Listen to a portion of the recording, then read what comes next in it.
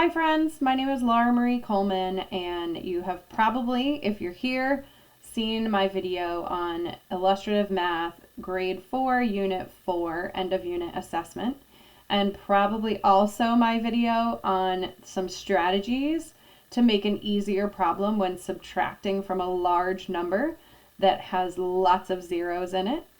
I wanted to talk through this rewrite of Grade 4, Unit 4, Lesson 22, Activity 1, just in case you have any questions. So quick talk through. So the first thing is the title slide, and then you will see the slide that Illustrative Math usually includes with the steps for the activity. On the next one, we have the launch. So you will see, I'm going to make this smaller just for a moment. I did copy in the notes from the Illustrative Math slideshow and edit them to go along with my modified version of the activity. So when you facilitate this with students, you're going to want to check out the notes in the notes view below the slide.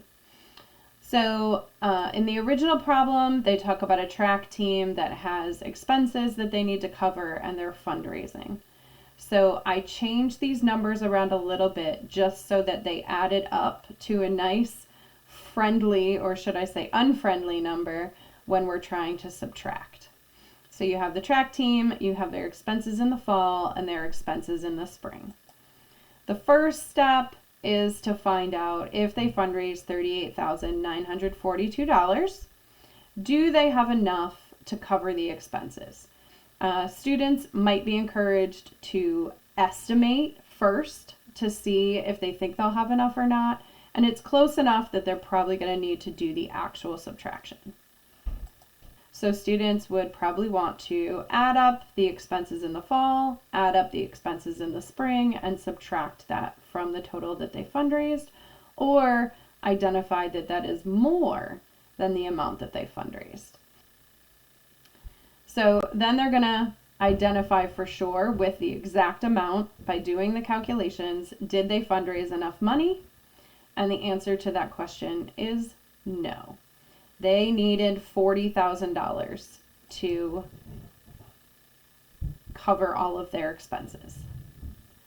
So then the next question becomes, since they don't have enough money, if they only fundraised $38,942, how much more money do they need to fundraise?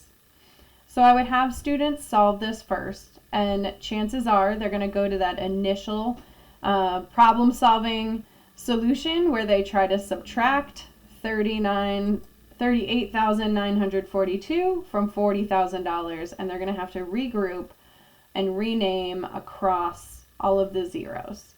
And it's pretty cumbersome. They probably could do it. Some of them are going to get the right answer. Some might struggle.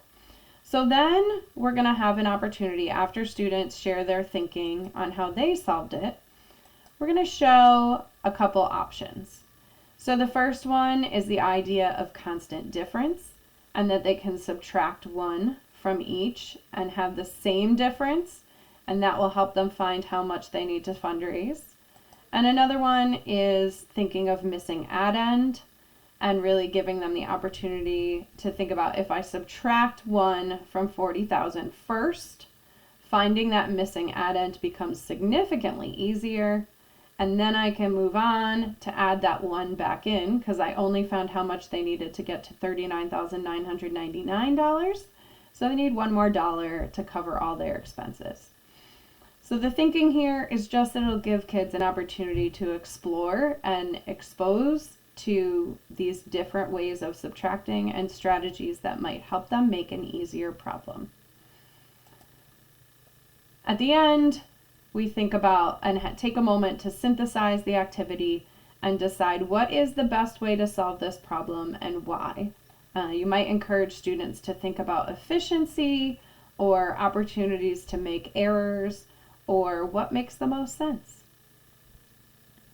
Thanks for listening. I hope that you find these slides and this new activity helpful, and that it works for you and helps support your students in learning about efficient strategies for subtracting, and that the algorithm is not always the best way.